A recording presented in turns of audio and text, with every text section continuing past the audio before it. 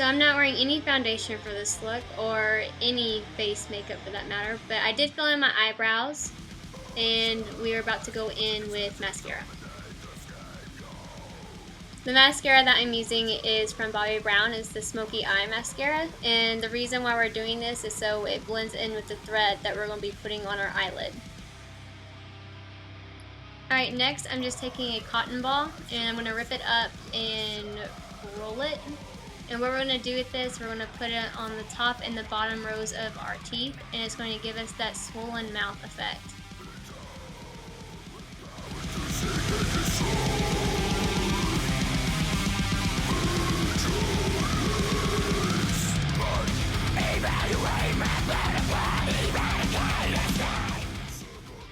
Now I'm taking a Makeup Geek eyeshadow. This shade is in Mango Tango. And I'm going to take this on a fluffy brush and place it around my mouth. And what that's going to do is give it a nice irritated skin look.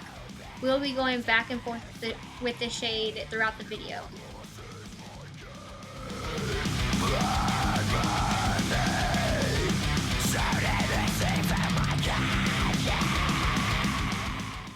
So I had previously cut up pieces of thread and also knots, and I had put super glue on them to make them more bendable.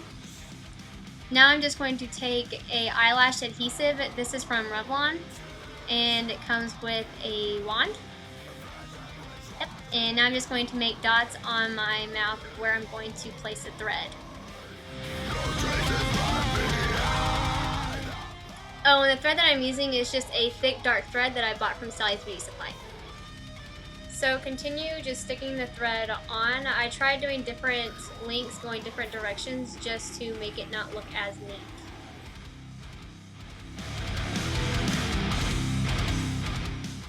And now I'm just placing knots at both ends. Next, I'm taking 3rd Degree. If you aren't familiar with 3rd Degree, it's a silicone prosthetic. I highly recommend it if you can get your hands on it. It makes looks like these look very realistic. It's very important that you don't cross-contaminate the jars, or else you'll ruin the product. So as you can see, I'm taking opposite ends of the spatula, taking equal amounts of part A and part B.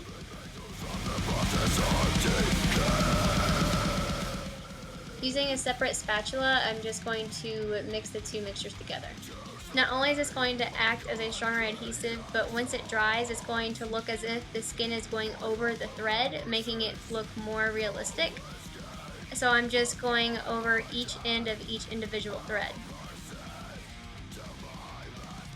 And don't forget to add 3rd Degree to the knots as well.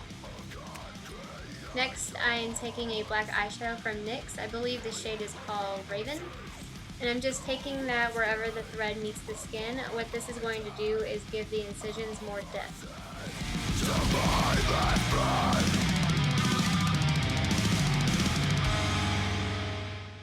Now we're going back in with Mango Tango to make everything look more irritated. I'm taking that same eyeshadow and a smaller brush, going in between the stitches to make it look further irritated. I'm taking NYX Hot Red Pigment on a tiny brush and going where the stitches meet the skin.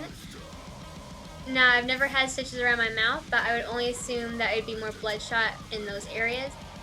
It's also going to act as a nice base for the blood that we're going to lay down next. Taking my Tartelette palette, I'm going in with Bombshell, which is a dark purple. And I'm going to be placing that in between my lips, making them look bruised. Next, I'm taking Best Friend from the Tartelette palette, which is a purple mauve shade. I'm going to add that on my lips to add even more bruising. Taking Ben Nye's Thick Blood, which is a simulation of coagulated blood. I am taking that on a small brush, and I'm going to apply that on the end of each thread where it meets the skin.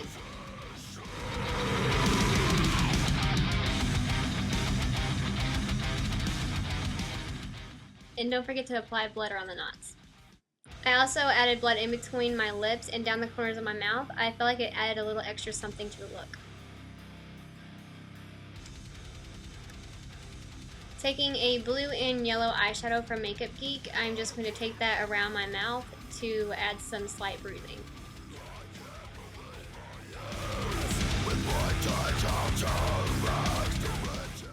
Now we're just going to repeat all the same steps on our eyelid.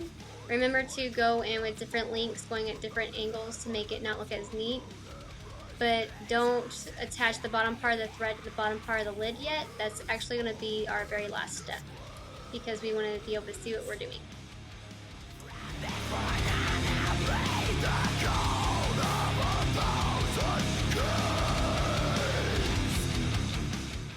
Going back in with 3rd degree, please be very careful not to get this in your eye or on your eyelashes. I am taking that over each individual thread and also the inner corner of the eyelid to build it up and make it look more swollen. Now we're going to place on our knots with eyelash adhesive at the opposite end of each eye. Once that adhesive dries, you can go in with 3rd degree to help them stick better.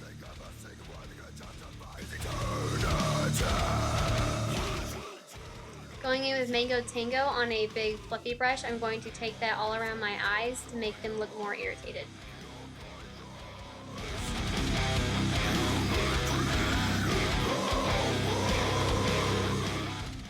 Taking those 2 purples from the Tartelette palette, I'm going to place that where we placed Mango Tango. Going in with that black eyeshadow, we're going to do what we did on the mouth, and we're going to place it where the thread meets the skin. You might experience some fallout dealing with this black eyeshadow, but that's fine. It's just going to add more to the look. If there's too much fallout that you don't like, you can just remove it with a facial cleanser. Now we're taking that NYX red eyeshadow and we're placing it in between the stitches to make it look more irritated, and we're also placing it on top of the black. So just like we did with the mouth, we're going in with Bend Knife Thick Blood, and we're taking that where the stitches meet the skin.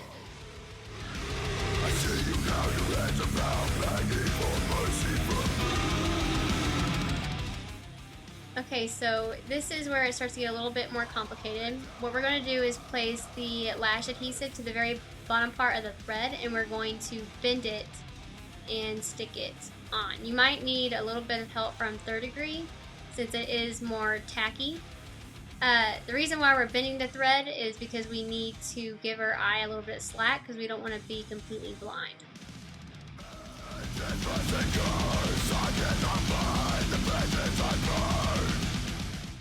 Next, just repeat the steps that we did with the mouth and on the top of the eyelids with the black, the red, and the blood. Okay, so that is pretty much it with this look. Obviously, you can add any finishing touches to this look that you want. At the very end, I decided to clean up most of the fallout, and I added more blood. I do only recommend this look for photo shoots. Obviously, I would not recommend this look for parties or anything because you can't eat, speak, drink, or even look at people. But it is pretty cool, and please don't drive if you do this look.